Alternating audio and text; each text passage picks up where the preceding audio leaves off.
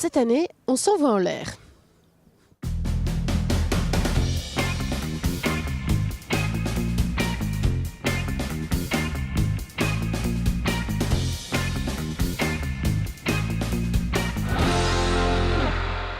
Bonjour à tous et soyez les bienvenus dans Sur Place, le premier numéro de l'année 2018. J'en profite donc pour vous souhaiter une excellente année. On va bien débuter cette année puisqu'aujourd'hui, on est au lycée Charles Péguy à Gorges et on va suivre l'envol d'un ballon stratosphérique. C'est le projet de 3 lycéens de ce lycée Charles Péguy. On vous explique tout dans quelques instants.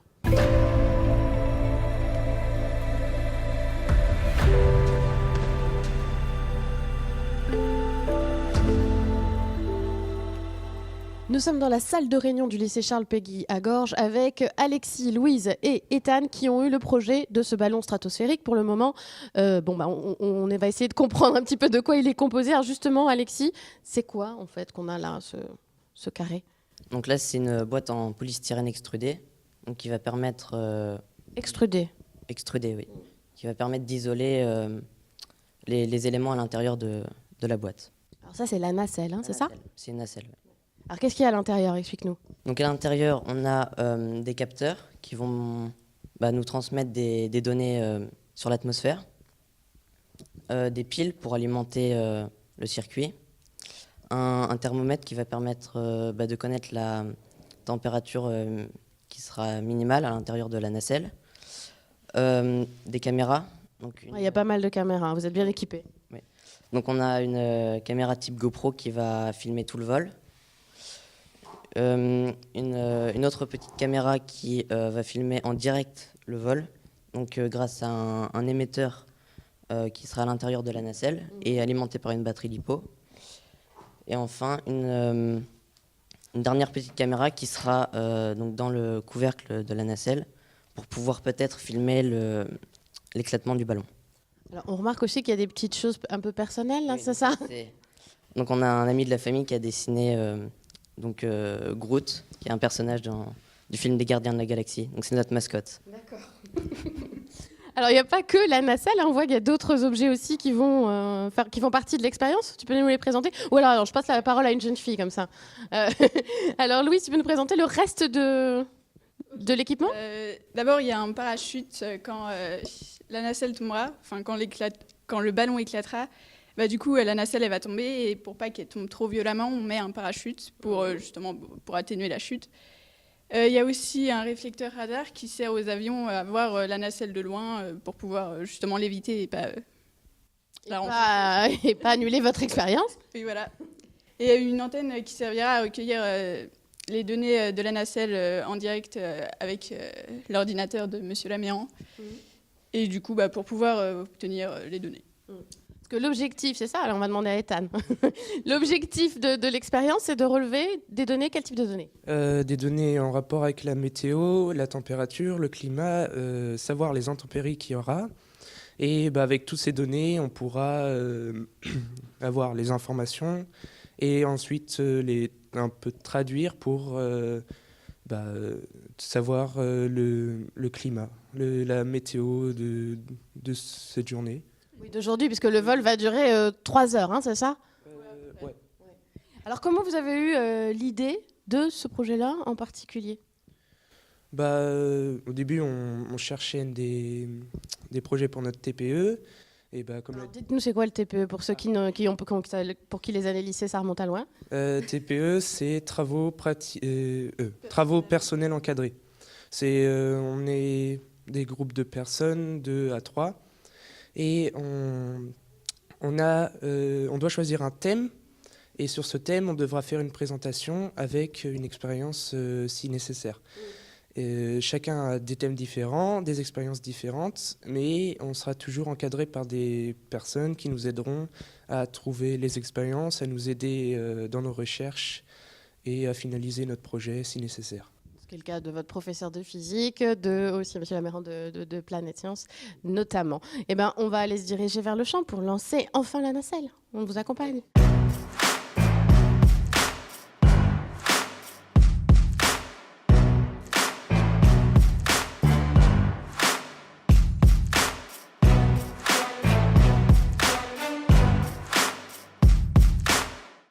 Alors Alors Olivier, est-ce que vous pouvez nous expliquer quelle est la phase là, pour le moment avant le décollage? Alors là, on prépare l'aire de lâcher. Donc on a d'abord vérifié le sens du vent pour installer la chaîne de vol en conséquence. Il va dans le bon sens là, c'est bon? Eh ben, on fait avec le sens du vent. C'est-à-dire que suivant dans quel sens il se déplace, on va installer la chaîne de vol dans une direction et se caler le plus loin possible des arbres pour éviter que le ballon ne prenne les arbres au décollage. Donc là, on a installé une bâche de protection au sol. On vient d'installer l'enveloppe du ballon dessus. Et ici, on a une deuxième bâche de protection qui va nous permettre d'empêcher que le ballon ne décolle, de le maintenir au sol pendant le gonflage du ballon. Et là, c'est un travail collectif, hein, on voit bien. Oui, donc c'est un travail collectif. On a vraiment besoin que tout le monde fasse bien attention pour éviter que le ballon s'envole et également qu'il n'y ait pas trop de pression dessus pour éviter qu'il n'éclate pas non plus avant le décollage. Et il va être gonflé à l'hélium, là, grâce à ces bouteilles. Oui, donc suivant en fait le poids de la nacelle, on va mettre une certaine quantité d'hélium pour que le ballon monte à peu près à 18 km/h. Donc là, on va utiliser donc, ces bouteilles d'hélium. Donc l'hélium, c'est un gaz qui est plus léger que l'air, donc ça va permettre à ce que le ballon monte en altitude. Et donc là, eh bien, on va utiliser ces 2 bouteilles d'hélium pour gonfler le ballon. Donc ça représente, donc là, il y a 5,4 mètres cubes d'hélium, donc 5400 litres d'hélium qui seront mis donc dans le ballon. Pour qu'il atteigne, lui, les 30 km d'altitude. Exactement. Alors, on va dire que c'est une moyenne. C'est-à-dire on espère qu'il va atteindre aux alentours de 30 km et que là, à ce moment-là, il éclatera. Voilà. Donc, c'est calculé pour que ça se passe comme ça. Mais après, il y a toujours des petits imprévus. Peut-être qu'il éclatera à 28 km ou 32, on ne sait pas. Les aléas du direct, on appelle ça. Voilà, c'est ça. Merci, bon courage, je vous laisse continuer. Merci.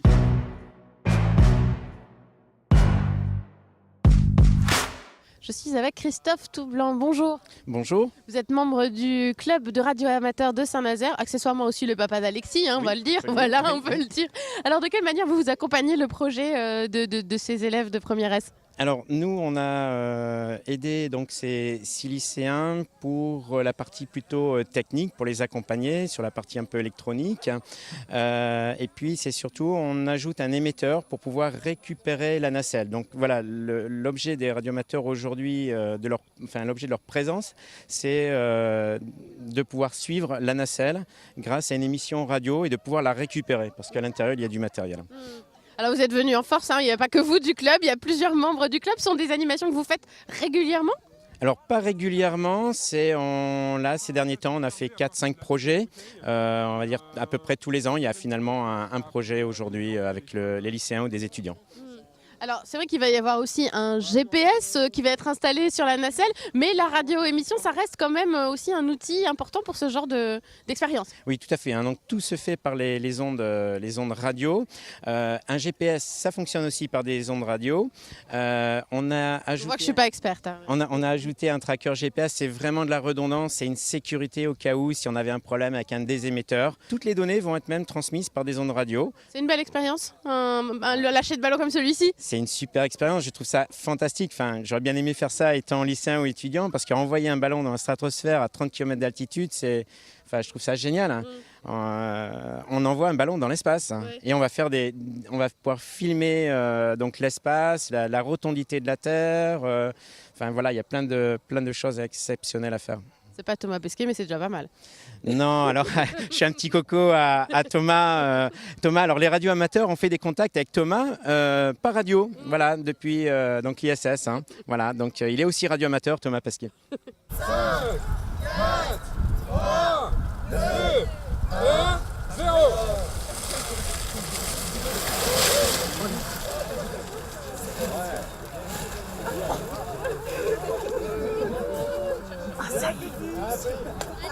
Bravo! Olivier Laméran, vous êtes animateur scientifique à Planète Science, qui est une association de culture scientifique qui a collaboré évidemment avec ses élèves du lycée Charles Péguy. Et vous avez dû passer des coups de fil pour pouvoir lâcher le ballon en l'air. Oui, alors c'est-à-dire qu'il y a des autorisations particulières en fait à effectuer pour ce genre de lâcher. C'est-à-dire qu'on a des contraintes et les coups de téléphone que j'ai passés, c'est auprès de l'aviation civile. Donc moi j'avais j'avais fait une demande d'autorisation il y a plus d'un mois avant pour avoir l'accord de procéder au lâcher. Et donc là, c'était un petit peu particulier vu que j'avais 3 coups de fil à passer avant de procéder au lâcher. Donc j'avais l'aéroport de Nantes, également le contrôleur à Brest et puis le contrôleur aérien à Saint-Marc-la-Pile, ce sont les militaires. Oui, c'est du sérieux tout ça, Ah évidemment. bah, oui, c'est-à-dire que voilà, on sait que maintenant il y a des contraintes très précises puisqu'il y a en fait il y a des risques, que ce soit pendant le vol de heurter un avion ou également à la chute, puisque c'est un vol libre, donc la nacelle peut retomber n'importe où. Et donc voilà. Là, elle va retomber assez loin d'ailleurs. Là, hein. Elle retombe a priori à Candé, c'est ça, Alors, dans le Maine-et-Loire? pour nous, c'est pas si loin que ça, parce que en fait, souvent, on peut faire 100, 150, 200 km. Et moi, l'année dernière, j'ai eu un projet. Ils ont lâché au Mans et ils ont atterri à Auxerre, donc plus de 300 km. Oui. Donc là, pour le coup, c'était vraiment loin. Ouais. Un beau projet qui donne aussi suscite des vocations, c'est le but aussi, j'imagine. Oui, tout à fait. C'est-à-dire que nous, en fait, on voit dans ces lycéens peut-être des futurs ingénieurs. Donc c'est vraiment l'idée par un projet, on va dire, un petit peu différent, qui sort du cadre scolaire, et bien de leur apprendre différentes compétences qui vont pouvoir mettre en pratique plus tard dans la vie professionnelle. Eh ben, merci beaucoup, Olivier Laméran. Ben, je vous en prie.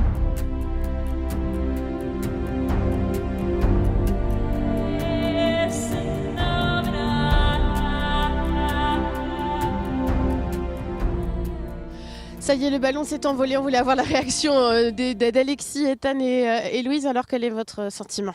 On est très contents et soulagés en même temps. Est-ce que tout s'est bien passé? Tout s'est bien passé, il n'y a pas eu de problème. Ouais. Alors, vous aussi, Ethan, ça fait mal au cœur de le voir partir là? Ouais, un peu. Bah, c'est pas des mois de travail, mais des heures de cours de travail, des constructions. Et bah oui, c'est une grande joie de le voir partir. Vous aviez la pression parce que tout le monde vous regardait, hein? Bah oui. Toute la classe. Ouais, c'est sûr, ouais. Louise, alors aussi, vos impressions? Bah, c'est soulageant, ouais, comme disait Alexis. Et c'est émouvant aussi un peu parce que c'est quand même sur ce quoi on a travaillé. Et du coup, le voir comme ça s'envoler, c'est beau. Vous aviez votre sœur qui était là aussi, hein, en soutien. Oui, elle apporte beaucoup. Hein. Bon bah voilà, maintenant il y a encore du boulot quand même. Oui, il y a encore du boulot. Il va falloir qu'on fasse tout ce qu'il y a après, analyser les résultats et faire pour qu'on puisse expliquer tout ça dans les TPE à l'oral. Donc c'est pas fini pour vous. Bon bah merci et puis félicitations en tout cas. Merci à vous aussi. Le ballon stratosphérique est parti, il va poursuivre sa course jusqu'à Candé dans le Maine-et-Loire. On espère qu'il va pas finir dans un arbre comme celui qui est derrière moi. Excellente soirée sur Télé Nantes, à très bientôt.